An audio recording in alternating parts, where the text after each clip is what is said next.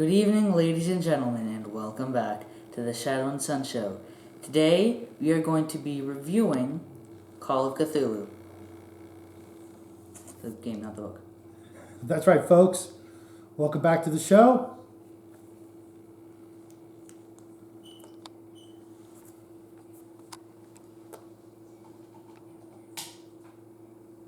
One of many games, but this one specifically is the one we're going to be reviewing today. This is I believe it's Wizards of the Coast. Yeah, Wizards of the Coast D20 edition of Call of Cthulhu. While there are lots of other versions, 7 or 8 different printings of Call of Cthulhu, we went with the D20 because it's so much like the Dungeons and Dragons the little guy's more familiar with playing. And it's just, for me, it was an easier system to teach the little guy. Now, we're both going to talk about things we liked about the game from a player's perspective and a dungeon master's perspective, starting with the little guy. It was pretty good. Really? Yeah, that's about it. All I have to say. Pretty good. What did you like about it? I liked that it was good.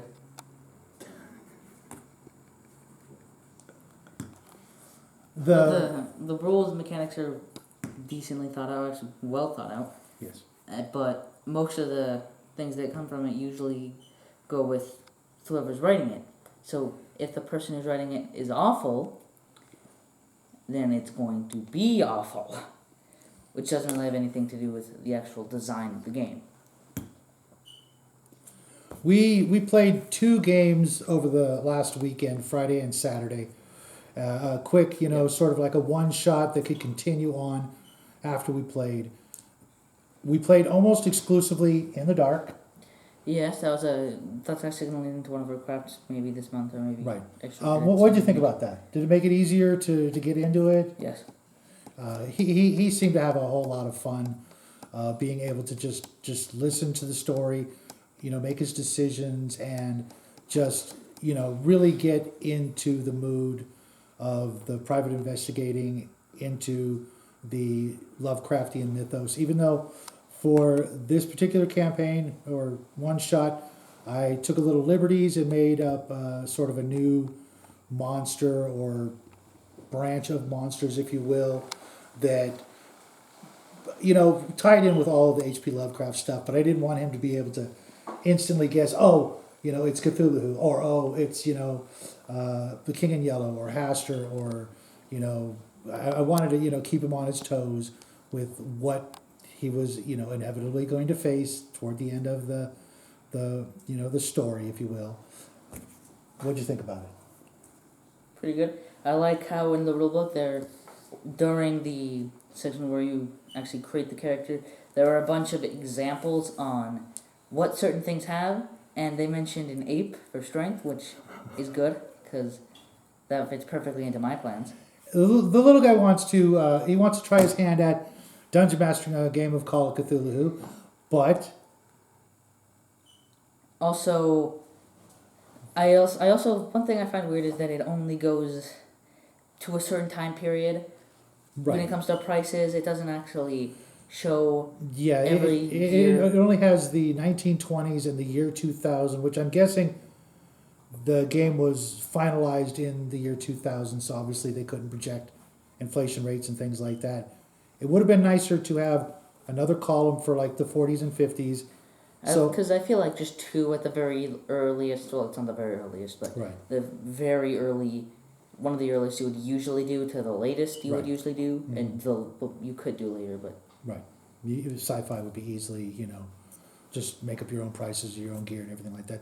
They really should have had a column for the 40s or the 50s for a, more pulp, style of Call of Cthulhu, Sam Diamond and, or Sam Spade or, more Bogart-esque, investigators, some of the more, pulp era, pulp style adventures. And there's a few tips and, help sections on trying to do that because the actual H.P. Lovecraft era, the 1920s and 30s, just, it's really not entirely up our alley.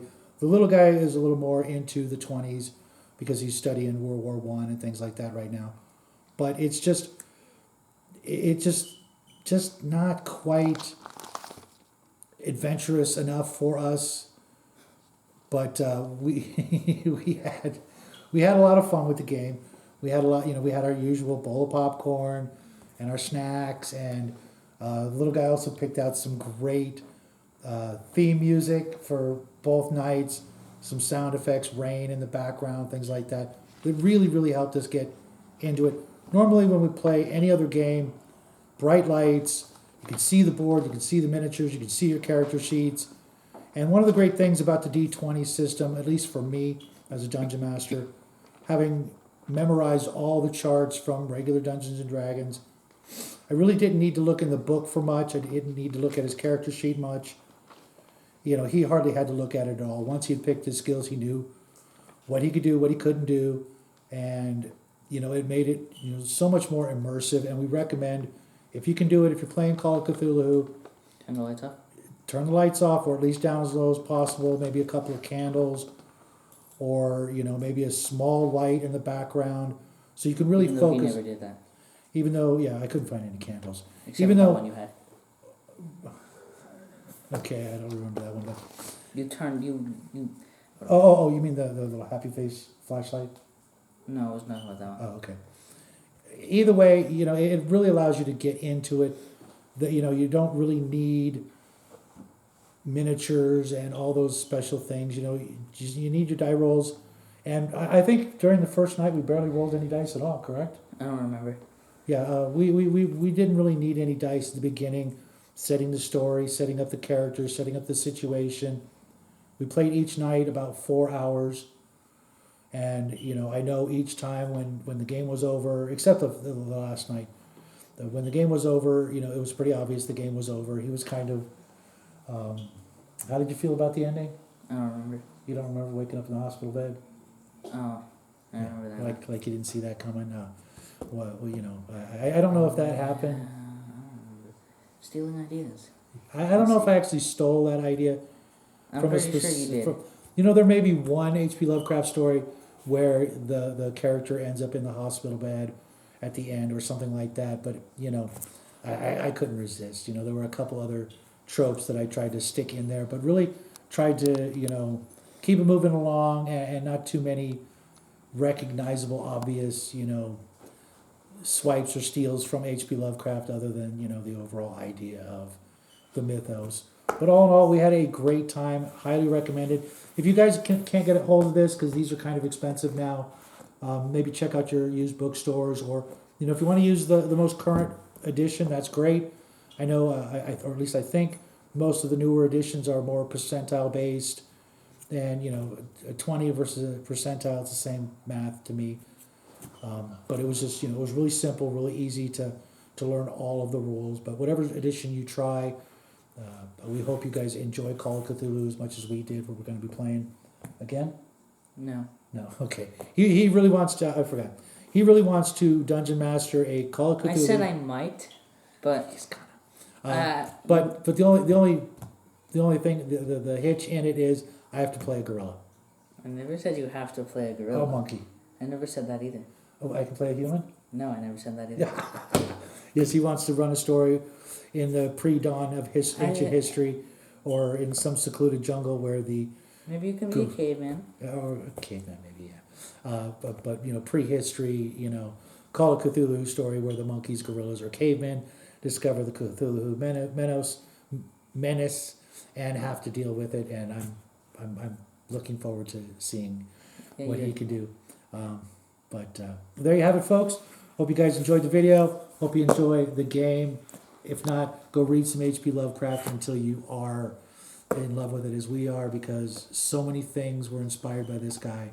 And now that he's no longer with us, let's give him some credit, some props where we can, because so many things, like I said, were influenced by his writings that it's just great reads, great adventures, great stories, and we will see you guys Thursday with another H.P. Lovecraft mythos inspired craft, where we continue where he continues to admit to stealing ideas and then I lambast him for it, despite the fact that I know for a fact that I am far worse when it comes to that.